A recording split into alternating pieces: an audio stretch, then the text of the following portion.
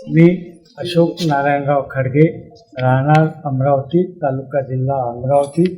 माझे वडील मामे श्री नारायणराव अभिमानजी खडगे, वय 95 वर्ष, यांचे आज दिनांक 20/7/2025 रोजी सकाळी 6 वाजता निधन झाले।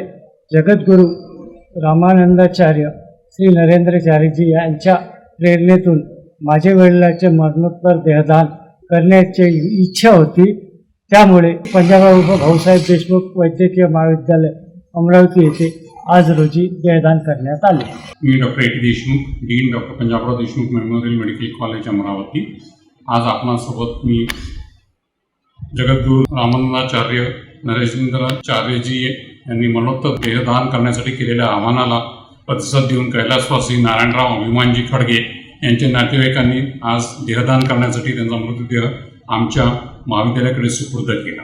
जगद्गुरू रामानंदाचार्य नरेंद्राचार्यजी यांच्या प्रेरणेने आतापर्यंत आमच्या महाविद्यालयामध्ये हे दुसरे मरणोत्तर देहदान झालेले आहे।